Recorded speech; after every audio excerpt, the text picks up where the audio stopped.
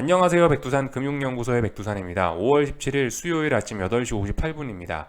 어제 미국 증시는 하락 마감했습니다. 그런데 굉장히 독특한 모습이 좀 눈에 띄죠. 나스닥과 나스닥을 제외한 시장의 분위기가 온도차가 굉장히 크다라는 점입니다. 좀 지도를 좀 잠깐 보자면요. 나스닥을 주로 구성하고 있는 이런 친구들, 애플, 마이크로소프트, IT 빅테크죠. 구글, 아마존, 테슬라, 메타 이런 친구들은 색깔이 제법 괜찮습니다. 초록불 혹은 검은불 들어와 있으니까 괜찮은 거고요. 근데 이게 시선을 돌려서 나머지 부분을 보면 전부 다 아주 짙은 붉은색입니다. 그만큼 많이 하락했다라는 거죠. 나스닥과 나스닥을 제외한 시장의 온도차가 상당히 크다는 걸 보여주는 명확한 모습입니다. 그래서 나스닥은 빠져도 거의 안 빠졌고 나머지 친구들은 굉장히 많이 빠진 꼴이 됐습니다. 그래서 온도차가 극명합니다. 나스닥은 그래서 하락했지만 하락으로서의 의미를 부여하기는 어렵습니다. 잘 올라가고 있는 모습인 거고요. S&P나 나머지 친구들은 하락으로서의 의미를 명확히 부여할 수 있고 기술적으로도 모습이 좀 굉장히 안 좋아졌습니다. 그래서 추가 하락, 레벨 다운을 고민해야 될 정도가 됐습니다. 그래서 굉장히 좀 애매한 상황이 지속되고 있는데 약간 비유를 드리자면은 얘네는 결국 한 몸이에요. 그죠? 한 몸이에요. 이렇게 사람을 대충 그려보자면은 한 몸이란 말입니다. S&P, 다우, 나스닥, 또 그리고 있죠, 러셀, 이런 지수들 결과적으로 한 몸인데, 얘를 나스닥이라고 하겠습니다. 나스닥 지 혼자 이렇게 계속해서 천상천하 유아 독존입니다. 지 혼자 올라가고 있는 거죠. 그런데 여기 나머지 친구들은 전부 다 일로 가고 싶어 합니다. 그래서 지금 가랭이가 찢어지는 이런 현상이 계속되고 있고, 이런 현상이 몇 달째 지속되고 있고, 또 그리고 시간이 가면 갈수록 이 가랭이가 찢어지는 강도는 갈수록 심합니다. 갈수록 많이 찢어지고 있는 상황이죠. 언젠가는 얘네가 같이 가긴 같이 갈 겁니다. 그런데 언제라는 보장은 없고 하여튼 좀 답답한 시간만 좀 보내고 있을 뿐이죠. 하여튼 언젠가 같이 갈 겁니다. 다 같이 나스닥을 따라서 그 세상이 좋게 올라가든가 아니면 나머지 친구들을 따라서 밑으로 가든가 뭔가 결론이 나긴 날 겁니다. 그런데 시장은 계속해서 가랭이가 찢어지는 고통을 받긴 받겠죠. 그죠? 하여튼 분명히 한 몸이긴 한 몸입니다. 사실 역사적으로 따져보면 이런 일들이 없었던 건 아니에요. 이런 일들 종종 일어나긴 했었습니다. 예전에 생각을 해보시면 대표적인 예로 니프티 50라 그러죠. 미국 증시에서 특정 50개 종목이 시장을 끌고 올라가는 그런 일들도 있긴 있었죠. 그죠? 종종 있는 일이긴 했었는데요. 물론 그거의 끝도 좋지 않았다라 별로 좋지는 않았다라고 하더라고요. 아마 이번에도 별로 좋을 것 같지는 않다라는 생각인데요. 하여튼 시간 지나면 답이 나오겠죠. 그죠? 아직은 그래서 시간만 잘 보낼 때다. 아직은 답은 알 수 없다. 이 초록색을 따라갈지 아니면은 이 빨간색을 따라갈지는 우리가 아직까지 알 수 없는 거죠. 하여튼 이런 현상을 다이버전스라고 표현을 할 수도 있을 텐데요. 이런 다이버전스는 굉장히 여러 군데에서 지금 나타나고 있긴 합니다. 지금 모든 측면이 다이버전스가 굉장히 많이 보입니다. 여러 가지 측면에서요. 증시 내부의 측면을 봐도 그렇습니다. 그죠? 예를 들면 S&P의 선물 매도가 역사적인 수준으로 많이 쌓였다는 거 한 번씩 확인하고 있죠. 그죠? 그럼에도 불구하고 시장은 그럭저럭 잘 버티고 있어요.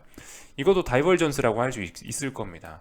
반면에 나스닥은 상방 베팅이 좀 누적이 되고 있죠. 어쨌든 이런 점들, 이런 현상들이 통째로 다이버전스라고 할 수 있을 거고, 주식시장 내부에 조금 더 세부적인 내용들 들여보자면은, 예를 들면 시장은 지금까지 옆으로 잘 기어가고 있는데, 마진 대시라 그러죠. 어떤 신용잔고 이런 거는 조금씩 줄어들고 있는 이런 모습들. 통상적으로 얘는 같이 갑니다. 그죠? 같이 가는데, 언젠가부터 얘네가 좀 괴리를 보이고 있다는 거. 이런 것도 좀 재밌는 다이버전스라고 할 수 있겠고, 여러 가지 측면에서 다이버전스 굉장히 많습니다. 그죠? 연준의 생각과 우리의 생각. 연준은 금리 인상하고 싶어 하는데 우리는 그렇지 않다라고 하고 있죠. 시장 참가자들은 연내 금리 인하 기대하고 있죠. 이것도 다이버전스입니다. 또 그리고 뭐가 있을까요? 예를 들면 은행들이 망해가고 있다. 또 그리고 은행들의 대출 기준이 워낙 강화되고 있어서 대출 기준 이런 걸 그래프로 그려보면 이렇게 올라간다라고 표현을 할 수 있는데 이게 올라가면 통상적으로 따라서 올라가는 지표가 있습니다. 예를 들면은 어떤 금리 스프레드라든가 이런 것들이 같이 따로 올라가면서 위기가 나기 마련인데 근데 아직 재밌는 건 금리 스프레드는 이렇게 바닥을 기고 있다라는 거죠. 이런 것들도 재밌는 다이버전스라고 할 수 있을 거고요. 여러 가지 측면에서 지금 굉장히 애매한 상황입니다. 그래서 이런 애매한 상황이 지금 몇 달째 지속되면서 이 가랭이 찢어지는 현상은 굉장히 심화가 되었는데요. 하여튼 조만간 어딘가로 결론이 날 겁니다. 결론이 나기 전까지는 하여튼 아직까지는 여러분들의 생각을 포기하실 때가 아니다. 계속해서 의심을 할 때가 맞고, 지금 이런 상황은 이 말로서는 이 논리적으로는 잘 설명이 안 되는 부분들이 굉장히 많긴 합니다. 그렇다라고 해서 이게 뭐 이해가 안 되는 건 아닌데 논리적으로 깔끔하게 설명도 잘 되지 않습니다. 하여튼 그런 답답한 상황입니다. 그렇기 때문에 다시 한번 말씀드리지만 뭐 자기 생각 포기할 때는 아니고 시간 잘 보내는 게 중요한 때입니다. 이렇게 좀 말씀을 드렸고, 어젯밤에는 이 시장 분위기도 굉장히 그래서 좀 혼조했다라고도 할 수 있을 겁니다. 분명 하락 마감했지만 혼조하기도 했죠, 그죠? 잘 나가는 IT 빅테크, 망해가는 다른 종목들, 혼조했다라고 할 수 있을 텐데, 그래서 어젯밤은 그 명확하게 어떤 이슈가 있어서 시장이 이렇게 됐다라고 설명하기는 좀 무리가 있고요. 여러 가지 병렬적인, 여러 가지 독립적인 이슈들이 좀 많이 있었는데, 그런 이슈들을 그냥 하나하나 살펴보는 식으로 그냥 봐야 되지 않을까 싶습니다. 어떤 특정한 이슈가 영향을 미쳐 이렇게 된 게 아니고 여러 가지 이슈들이 복합적으로 영향을 미쳤다라고 보는 게 맞을 것 같아서, 그냥 어제 밤에 있었던 일들은 그냥 시간 순서대로 무슨 일들이 있었나 좀 차분히 살펴보고 그냥 그렇게 넘어가도록 하겠습니다. 어제 일단 말씀 안 드린 이슈부터 있는데, 어제 중국에서 어제 낮에 어제 한국 증시 열려 있을 때 중국에서 경제 지표들이 발표가 됐는데 별로 안 좋게 발표가 됐습니다. 뭐 고정자산 투자, 산업 생산, 뭐 소매 판매, 실업률 이런 것들이 발표가 됐는데, 뭐 실업률 제외하고는 전반적으로 좀 지표가 안 좋게 나왔습니다. 그래서 경기가 둔화되고 있다는 인상을 줬고, 이런 것들의 영향으로 그 뭐 구리라든가 아니면은 국제유가라든가 이런 원자재들이 좀 악영향을 받았다라고 보실 수가 있겠습니다. 경기 둔화 우려 이런 게 잔잔하게 나왔습니다. 중국의 지표가 안 좋은 거니까 뭐 저런 게 강력한 경기 침체의 신호 이런 것까지는 아니고 잔잔하게 영향을 미쳤겠죠, 그죠? 그리고 여기에 더해서 그 이제 시간이 지나고 나서 발표된 게 있는데, 미국의 소매 판매를 좀 보시면 될 것 같아요. 미국의 소매 판매가 뭐 일부 좀 지표가 안 좋게 나오는 그런 모습들이 있었습니다. 코어 지표들은 어느 정도 좀 예상치에 부합을 하긴 했는데, 이 그냥 헤드라인 지표 있죠. 요게 지금 보시면 좀 안 좋게 나왔습니다. 예상치를 좀 부합하지 못했습니다. 예상치를 좀 많이 하회했습니다. 그래서 좀 시장의 반응은 좀 그래서 좀 굉장히 좀 굉장히 좀 독특하긴 했는데요.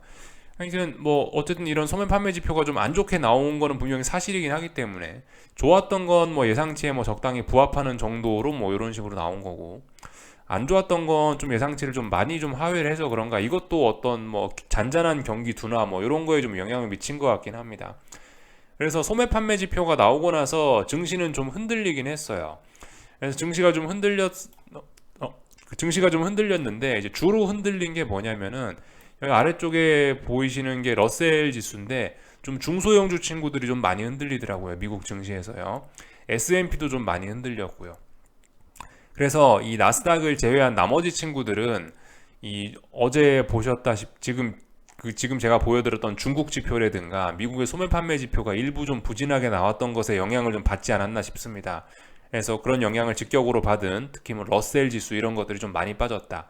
뭐 러셀, 뭐 구리, 뭐 국제유가, 뭐 S&P라든가 이렇게 좀 어떤 그 전통적인 뭐 일반적인 뭐 경제 상황을 뭐 대변한 IT 빅테크 말고 그런 섹터들은 좀 크게 하락을 하더라라는 모습을 좀 보여줬습니다. 그리고 뭐 그 뒤에 뭐 여러 가지 연준 인사들의 발언들이 있었는데요. 뭐 보스틱 총재도 발언을 했고, 뭐 누구도 발언을 했고 그런데 윌리엄스도 발언을 했고 그런데 뭐 이 사람들의 발언은 전반적으로 좀 매파적인 이야기들이 좀 많긴 했습니다. 여전히 금리 인상해야 된다 뭐 그런 이야기들을 했는데, 잔잔한 긴축 우려죠. 그죠? 잔잔한 긴축 우려. 사실 이제 시장은 저런 거 신경도 안 씁니다. 거의 뭐 무시되긴 했고요. 그래서 이제 보시면 긴축 확률은 어제보다 좀 줄어들긴 했습니다. 시장은 어제보다 좀 완화적으로 봤어요. 왜냐하면 제가 말씀드렸던 어떤 중국 지표나 뭐 소매 판매나 이런 게 뭐 조금 부진해서 그랬던 것 같습니다. 그래서 뭐 보시면은 긴축 우려는 조금 줄어든 이런 모습입니다. 25bp 인상해야 된다는 확률은 뭐 4% 정도 줄어갖고 16%대에 이렇게 기록을 하고 있고요. 이 전반적인 확률을 봐도 그렇습니다. 그 전반적으로 인상 쪽이 아니고 인하 쪽으로, 완화 쪽으로 이렇게 기대감이 조금씩 더 강화가 되는 이런 모습입니다. 그렇지만 어떤 큰 전반적인 어떤 금리 인하해야 된다는 그런 시장의 생각에는 변화가 크게 없었습니다. 뭐 그래서 시장에 별 영향을 못 미쳤을지 모르죠. 그래서 뭐 잔잔한 긴축 우려, 시장에 별로 영향을 미치지 못하는 긴축 우려, 뭐 이 정도로 이야기를 좀 할 수 있을 것 같고요. 그리고 어젯밤에 이거 한번 생각해 보셔야 되겠죠. 그죠? 그 디폴트 위기에 있는 미국 정부 부채 한도 협상 관련된 이야기도 시장에 좀 영향을 미치긴 미쳤는데요. 이런 뉴스가 나왔습니다. 디폴트 위기에 바이든 아시아 태평양 지역의 순방을 축소한다라는 이야기가 나왔는데, 이 기사를 시장 참가자들은 이거 부채 한도 협상이 좀 오래 갈 모양이다, 이거 협상 타결이 쉽지 않다라고 해석을 했나 봐요. 왜냐하면 외교 일정까지 축소를 해가면서 미국에서 회의를 하겠다라는 그런 의지를 보인 거니까 그만큼 뭐가 실타래가 복잡하게 꼬여 있나 보다라고 이렇게 인식을 한 모양입니다. 그래서 뭐 이와 관련해가지고 어떤 디폴트 우려, 미국 정부 디폴트 우려, 부채 한도 협상과 관련된 불확실성 증가, 뭐 이런 식으로 좀 시장이 해석을 한 것 같고요. 이런 거 때문에라도 긴축 우려가 조금 줄어들었을 수는 있겠죠, 그죠? 뭐 이렇게도 생각을 해볼 수가 있겠고요. 이런 거에 대한 반응은 또 어떻게 나오겠습니까? 일단은 금리는 좀 올랐을 수 있겠죠, 그죠? 미국 정부 디폴트 우려 뭐 이런 게 그런 우려가 있으니까 금리는 조금 올랐을 수 있다.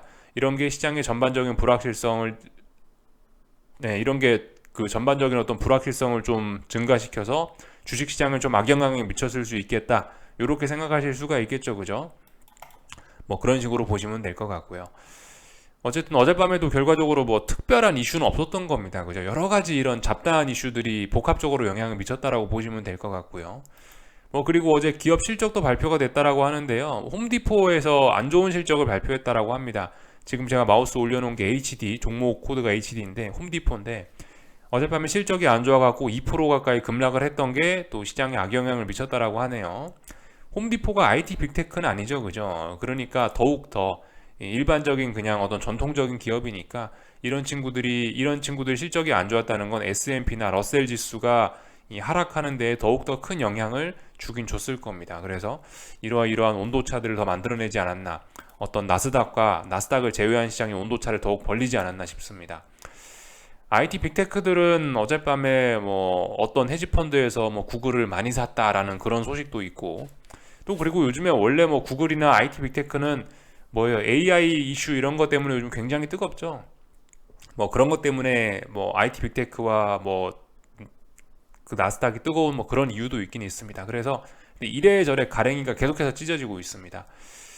물론 그 어젯밤에도 나스닥은 영향을 좀 받긴 받았죠, 그죠? 차트 모양을 보시면 비스무리해요. 전반적으로 뭐 다우나 S&P나 나스닥이나 전반적인 분봉상 흐름은 어느 정도는 그래도 좀 따라갔습니다. 나스닥이 어느 정도는 좀 영향을 받았지만은, 그렇지만 그래도 이 시가총액의 힘은 이길 수가 없다. 역시 돈이 깡패다라는 걸 다시 한번 좀 확인을 했죠. 결과적으로 애플하고 구글하고 마이크로소프트하고 아마존하고 얘네가 초록불 들어오면 나스닥은 빠질 수 없다. 돈이 최고다. 시가총액 큰 놈들이 대형주가 오르면 아무리 뭐 러셀이 빠지고 S&P가 빠지고 해도 나스닥은 뭐 강할 수밖에 없다. 뭐 이런 식으로 이런 식으로 결론이 나는 것 같습니다. 그래서 이렇게 뭐 전반적으로 좀 이야기를 드려봤고요. 그래서 하락 종목은 당연히 더 많았고 뭐 이런 모습들 좀 나타나고 있습니다. 기술적인 이야기를 일단 조금 좀 하자면은요, 그 S&P는 박스권이죠. 계속해서 박스권이라 할 말은 없는데, 그래도 조금 좀 더 자세히 보자면 4150을 둘러싼 공방전이 이어지고 있습니다. 4200이 아니고요. 4200이 아니고 4150을 둘러싼 공방이 계속되고 있다라는 거. 사실 뭐 아직 이런 이야기 하기까지는 좀 뭐 할 수 있지만, 이 좁은 아주 작은 공간에서 좀 자세히 보면은 여기에 고점 하나, 여기에 고점 하나, 또 여기에 고점 하나가 탄생했을 수도 있습니다. 이런 식으로 볼 수도 있어요. 그렇지만 박스권이니까 강하게 이야기하진 않고 뭐 이렇게 될 수도 있다 정도만 이야기하고요. 하여튼 4150을 넘지는 못하고 있고요. 자꾸 매도세가 누적이 되고 있는 모습이긴 합니다. 그래서 일단 S&P는 좀 불안하다라는 거. 그렇지만 또 워낙 박스권이기 때문에, 워낙 좁은 매물대에 갇혀있기 때문에 여기서 빠진다 해도 아래쪽으로 당장 대폭락하고 이러긴 좀 어려운 구조이기도 합니다. 그러니까 계속해서 답답한 상황이에요. 잠깐 좀 러셀 지수를 좀 먼저 좀 볼까 하는데, 러셀 이것도 그렇습니다. 이것도 결과적으로 오랜 박스권이거든요. 오랜 박스권이라 사실 어젯밤에 뭐 분위기가 좀 안 좋긴 했습니다. 어젯밤에 1% 가까이 1.5% 빠져있긴 했는데요. 그리고 분위기 굉장히 안 좋긴 했는데 뭐 그렇다라고 해도 뭐 여전히 어떤 지지선들이 많이 깔고 있기 때문에 뭐 그다지 큰 의미는 없다. 물론 근데 굉장히 위기이긴 합니다. 그죠? 이런 것들 보시면 굉장히 위기이긴 합니다. 그 보시면 S&P 같은 거 여기서 방향 전환되면 몇 달 동안 결과적으로 2달 동안 저항을 확인한 거란 말이죠. 여기서 잘못되면은 이 중장기적으로 봤을 때 뭐 다중고점형 이런 이야기를 할 수가 있게 됩니다. 그래서 굉장히 좀 위험한 상황이네요. 러셀 지수는 또 어떻습니까? 러셀은 사실 그뭐 러셀이 뭐 그렇게 중요한 의미를 가져서 이걸 제가 그 보여드리는 건 아니고요. 이거는 이제 코스피하고 좀 비스무리하게 움직이는 경향이 있어서 좀 또 그리고 시장의 분위기를 참고하는 측면에서 좀 이런 걸 좀 그 보는 의미가 있는데요. 하여튼 얘 같은 경우는 지금 보시면 거의 뭐 전고점 아니 참 거의 뭐 전저점 뭐 이런 자리 이런 중요한 자리에 와 있단 말입니다. 물론 뭐 아직 한참 여유는 있는데 지금 이런 자리에서 조금 잘못되면은 다시 이제 쫄딱 미끄러져서 아래로 가서 완전 레벨 다운 된다라는 거죠. 그만큼 이런 나머지 시장들은 지금 분위기 굉장히 안 좋다. 여기서 잘못 미끄러지면은 다중고점형이 만들어지거나 레벨 다운이 되는 등 분위기가 심각하다라는 걸 좀 말씀을 좀 드리는 거고요. 반면에 나스닥은 엄청 강합니다. 그죠? 나스닥만 지구가 아닌 뭐 다른 행성에서 뭐 네, 거래가 되고 있는 약간 좀 그런 느낌입니다. 도도하게 혼자 잘 올라가고 있습니다. 그래서 저는 어제 일단 뭐 제가 그어놓은 기준을 일단 나스닥이 돌파한 착 했기 때문에 저는 어제 일단 포지션 청산했고요. 다음번에 기회를 또 노려야 되겠죠. 지금은 일단 청산했으니까요. 그래서 뭐 결과적으로 오랜 미련 떨던 걸 청산을 했습니다.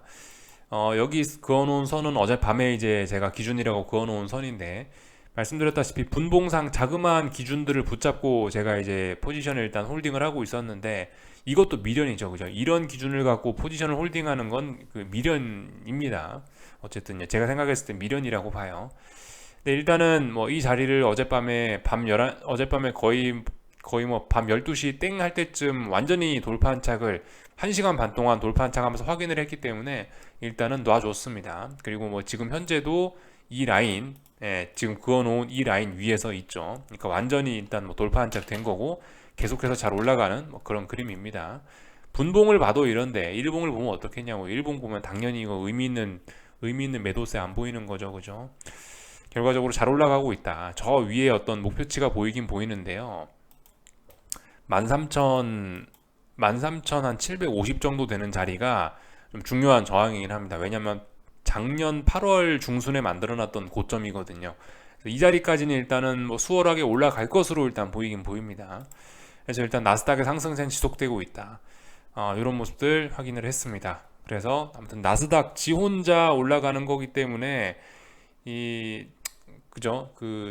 네, 어쨌든 좀 굉장히 좀 독특한 현상인 것 같아요. 저거를 뭐 그러니까 뭐 물론 시장의 움직임에 저건 정상이다, 비정상이다 그렇게 판단하는 것 자체가 웃길 수 있지만 지금 상황은 어쨌든 다소 좀 비정상에 가까운 상황인 것 같긴 합니다. 아무튼 비정상이건 정상이건 간에 받아들여야 돼요. 받아들이고 위험 관리 할 건 해야 됩니다. 인정은 해줘야 될 건 해줘야 됩니다. 위쪽으로 올라가고 있기 때문에 분명히 저건 강한 거예요. 그죠? 강하기 때문에 강하다고 인정을 해줘야 되고 하방 베팅은 저기 약한 친구들 데리고 하방 베팅을 하는 게 맞긴 맞습니다. 그죠? 하방 베팅을 할 거면 뭐 S&P나 이런 거를 아래쪽으로 까야지 나스닥을 위로 깔 수는 없는 거죠. 그죠? 그런 점들을 좀 고려하셨으면 좋겠고 뭐 나머지 것들 좀 살펴보자고요. 우리가 늘 체크해야 되는 거 은행 위기들 체크해야 되죠. 그죠? 은행주들 뭐 보시면 어젯밤에 하락 마감을 했습니다. 그래서 불안감들은 뭐 여전하다라는 거를 좀 알 수가 있긴 하겠는데 뭐 그렇다고 아직 뭐 당장 어젯밤에 무슨 은행이 망하고 이런 건 아니죠. 그죠? 다만 잔잔한 불안감은 계속되고 있다. 은행주들은 차트가 워낙 안 좋기 때문에 특히 지역은행들은 하루라도 하락 마감을 하면 이 차트가 굉장히 모양이 더러워지는 특성을 보이고 있습니다. 지금 하락 추세이기 때문에 얘네들은 하루만 하락을 해도 이 금방금방 어떤 반등의 고점이 아니냐 이런 생각을 좀 할 수가 있고 분위기 안 좋아지는 거죠. 근데 제법 많이 빠졌어요. 은행 위기가 뭐 딱히 점화되지는 않았지만은 뭐 경기 침체 우려 뭐 각종 뭐 잔잔한 경기 침체 우려 뭐 경기 어떤 뭐 각종 지표들의 둔화 뭐 이런 것 때문인지 일단 영향을 좀 제법 크게 받았습니다. 대형 은행주들도 뭐 보시다시피 많이 빠졌고요. 그래서 뭐 간단하게 뭐 차트만 좀 확인을 좀 하고 넘어가야 될 것 같은데, 이 지역은행들 ETF입니다. 그죠? 지역은행들 ETF 보시면 이런 식으로 마감이 됐다. 급락하고 나서 반등을 하고 있긴 한데 이 반등이라 보기도 좀 어려운 것 같습니다. 어디를 반등으로 잡아야 될지 잘 모르겠는데 일단 하여튼 계속해서 일단 뭐 이런 식으로 아래쪽으로 일단 빠지고 있는 이런 모습입니다. 의미 있는 지지력 아직까지 일단 뭐 잘 보이지는 않습니다. 글쎄요, 뭐 삼각 수렴형 이렇게 표현을 할 수 있을 것 같긴 한데 하여튼 분위기가 좀 안 좋아 보이죠. 의미 있는 지지력 이런 걸 일단 잘 보이지 않아요. 은행주들 모습인 거고요. 페그웨스트 여전히 불안합니다. 페그웨스트가 지금 위기죠. 페그웨스트 뭐 보시다시피 지지력 안 보인다. 불안하다라는 거 볼 수가 있겠고요. 언제든 변동성 확대 가능합니다. 사실 지금 은행주들은요. 언제든지 급락, 폭락 가능합니다. 이런 점들 좀 보시면 되겠고요. 대형 은행들은 근데 전반적으로 잘 버티고 있죠. 뭐 예를 들면 JP모건 같은 것들 보시면 아직까지 여유가 있습니다. 그렇지만 얘네도 지금 일단 다중고점형을 만들었을 가능성이 있죠. 지난번에 실적 좋다고 해서 급등했던 부분을 일단 전부 다 되돌리는 이런 모습들이 나타나고 있고 이제는 별로 지지력이 없는 구간입니다. JP모건도 좀 위험해졌네요. 어제 JP모건 회장님은 이제 더 이상 지역은행 망하더라도 우리는 인수 안 한다라고 이야기를 했는데 뭐 글쎄요 어떻게 될지 뭐 잘 모르겠고 일단 하여튼 뭐 그런 이야기를 했다고는 합니다. 그래서 지역은행 문제에 대한 자신감을 비추긴 했는데 글쎄요 뭐 일단 시장의 생각은 또 그렇지 않은 것 같긴 합니다. 다이먼의 생각과 시장 참가자들의 생각 여전히 이것도 다이버전스를 할 수 있겠죠, 그죠? 여러 가지 측면에서 서로의 생각이 일치하지 않고 있습니다. 이런 점들 살펴봤고요. 애플이 문제인데 하여튼 애플도 지금 보시면 별로 이렇게 강하지는 않습니다. 올랐다 빠졌기 때문에 일단 별로 분위기 좋지는 않은 거고 저항이 누적되고 있습니다. 물론 중요한 지지선을 붕괴시켜야 되는데 지지선 붕괴도 안 되고 있어서 좀 애매합니다. 잘 버티고 있고요. 그러니까 시장이 강하다라고 이야기할 수도 있겠고 문제는 뭐 구글 이런 친구죠, 그죠? 구글, 마이크로소프트 이렇게 어떤 AI에 대한 그런 기대감을 갖고 있는 친구들이 문제입니다. 지금 잘 올라가고 있다는 거. 얘네가 사실 시장을 다 지키고 있기도 합니다. 애플보다요. 그래서 참고로 이제 구글은 어디까지 올라왔냐면 지금 8월 중순에 만들어놨던 22년 8월 중순에 만들어놨던 그 나스닥 그 방금 전에 저항 말씀드렸던 그 자리죠. 그 자리 만들어놨던 어떤 중요한 전고점 부근까지 거의 다 왔습니다. 그래서 그 부분에 대한 매물의 영향을 받고 있죠. 얘도 이제 움직임이 좀 버벅버벅할 때가 좀 되긴 되지 않았나라는 생각이 듭니다. 마이크로소프트도 어떤 AI에 대한 이런 기대감으로 굉장히 강한데요. 얘도 보시면 어떤 전고점, 뭐 직전 고점에 대한 그런 영향을 받고 있는 자리까지 왔네요. 근데 일단 굉장히 건전해 보입니다. 얘는요. 급등했던 구글과 달리 좀 비교적 차분하게 잘 올라가고 있고 매물을 잘 소화하고 있습니다. 또 레벨업되고 또 오를 것 같아 보이긴 합니다. 하여튼 근데 뭐 아시다시피 금융시장이 한 몸이죠. 그래서 따로따로 갈 수는 없을 거고 언젠간 이 가랭이 찢어지는 현상이 언젠간 해소가 되긴 될 겁니다. 근데 지금은 아닌 것 같아요. 최소한. 그러니까 위험관리 해야 될 건 위험관리 해야 되고 강한 건 강하다고 인정해줘야 되고 그런 상황입니다. 뭐 이 정도 내용들을 좀 살펴봤고요. 변동성 지수들은 또 내용 괜찮죠, 그죠?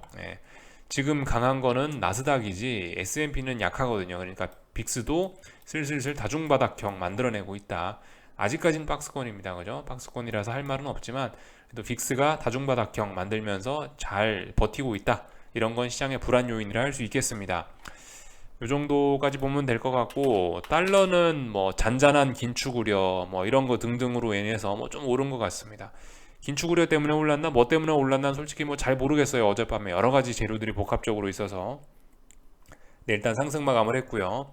그래서 이 102.5라는 자리가 어떤 제가 생각하는 중요한 그런 저항인데요. 그 자리를 계속해서 테스트를 하고 있습니다.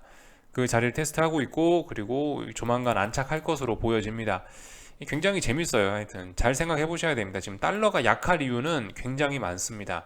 달러가 강할 이유는 몇 가지 없는데 그런데도 불구하고 지금 달러는 잘 버티고 있다라는 거. 그렇다면 이 어떤 하락 추세를 끝내고 다시 상승으로 전환되려고 그런 게 아닌지 생각을 해봐야 됩니다. 지금 어떤 시장의 금리 인하 기대감 뭐 이런 것들 달러가 약해야 되는 이유들은 사실 많이 반영된 측면이 있긴 해요. 지금 반영되지 않은 달러 강세 요인으로는 희미하게 있는 유로존의 금리 인상 중단 기대감 그런 거 정도가 그나마 달러 강세에 대한 어떤 의미 있는 재료가 될 수 있긴 있는데 희미하게 나타나고는 있습니다. 희미합니다. 예, 그 정도만 일단 알아두시고 그래서 일단 시장의 반응이 이렇게 좀 미적지근한 것일 수 있죠. 그래서 하여튼 달러는 상승 마감했다 봤고요.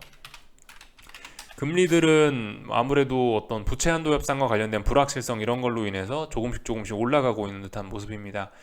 그렇지만 여전히 박스권, 답답한 구간 안에 와 있습니다. 만약에 이제 금리가 부채 한도 협상 불확실성 관련해 가지고 한번 급등한다. 그럼 제 생각에 그 자리는 다시 채권을 매수할 만한 그런 절호의 찬스가 되지 않을까라는 생각을 막연하게 하고는 있어요.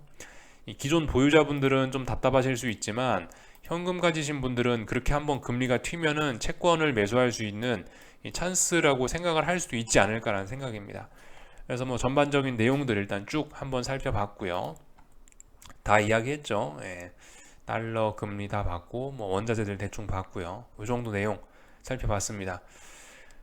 안전자산 선호 이런 것까지는 아니죠, 그죠? 금값은 조금 떨어졌다. 이 정도를 확인할 수 있겠습니다. 그래서 이 분위기가 굉장히 좀 다릅니다, 그죠?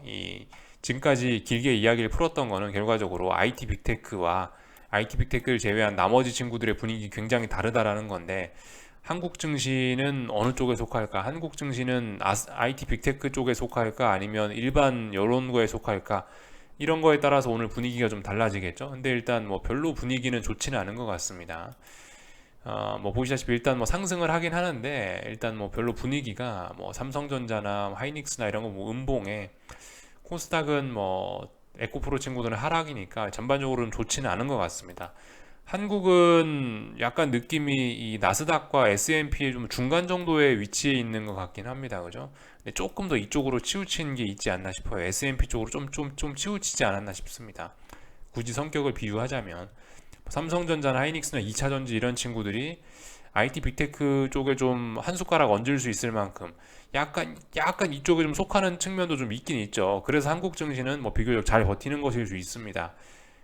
그렇지만은 뭐 이런 성격들도 일반 전통적인 부분에 해당하는 부분도 사실 시가총액이 굉장히 크기 때문에 한국 증시는 이 둘 중간에 있는 좀 애매한 그런 모습을 좀 띠고 있는 뭐 그런 모습인 것 같아요. 그래서 일단 뭐 전반적으로 좀 애매합니다만은 중국의 지표 둔화, 뭐 미국의 지표 둔화, 뭐 부채 한도 협상 불확실성 이런 걸로 인해서 일단 분위기는 일단 별로 좋지는 못하다고 볼 수가 있을 것 같습니다. 일단 그저 삼성전자 일단 뭐 하락하고 있고 물론 낙폭은 작지만 일단 뭐 계속해서 중요한 무거운 저항대에서 장대 음봉 맞고 있고 분위기 별로 좋지 않은 거고요. 하이닉스도 올라봐야 박스권에 음봉 맞고 있고 에코프로 친구들은 뭐 그래도 일단은 뭐 조금 나을 수는 있는데 좀 힘이 좀 약한 상황이니까 전반적으로 일단 뭐 분위기는 일단 뭐 좋지는 않다라고 볼 수는 있을 것 같습니다. 하여튼 뭐 계속해서 그렇지만 한국 증시는 일단 답답한 구간 안에 와 있기 때문에 뭐 특별히 할 말 없습니다. 여기서 조금 오르나 여기서 조금 내리나 뭐 그다지 큰 의미가 없는 뭐 그런 구간입니다. 아직까지는요. 324, 뭐 329, 코스피는 그렇게 박스권 아니고 코스닥은 이 하락 추세 중에 반등하고 있는 상황이라 뭐 특별히 할 말은 없고요. 반등은 좀 더 올라올 수 있긴 하겠죠, 그죠? 뭐 조금 더 올라올 수 있긴 한데 아무튼 뭐 지금 여기서 조금 오르나 조금 내리나 한국 증시는 그다지 큰 의미는 없을 것 같습니다. 하여튼 뭐 시간 잘 보내면 된다, 뭐 그런 이야기만 뭐 할 수 있을 것 같고요. 하여튼 그렇습니다. 그 에코프로 친구들 어제 말씀드렸죠. 3, 4거래일 동안 어딘가 하방 경직성 만들어내고 있기 때문에 조금 더 올라올 수 있다. 뭐 이 정도 이야기는 드렸고요. 한국 증시는 뭐 자기만의 길을 또 가고 있는 것 같긴 합니다. 근데 일단 전반적으로 뭐 미국 증시나 이런 거에 대해서 일단 좀 안 좋은 영향도 좀 받고 있는 것도 좀 사실이긴 해요. 뭐 근데 일단 전반적으로 한국 증시는 박스권이다. 미국은 미국이고 한국은 한국이다. 뭐 약간 이런 느낌으로 움직이고 있긴 하네요. 이 정도 볼 수 있을 것 같고요. 뭐 환율은 1340원 매물 소화를 잘 하고 있는 뭐 일단 그런 모습입니다. 달러 들고 계신 분들은 결국 포기할 이유가 없죠. 중요한 어떤 저항대 부근이니까 매물 소화한다고 버벅버벅거리고 있다. 특별히 이상한 건 없습니다. 뭐 요까지 보면 될 것 같습니다. 궁금한 거는 리플 남겨 주시고요. 풋옵션들이 여기 바닥들 잘 다지는지 이런 것들 좀 보시면 되겠고요. 요까지 하겠습니다. 네. 잠시 후에 저녁 영상에서 뵙도록 하겠습니다. 여기서 마치겠습니다.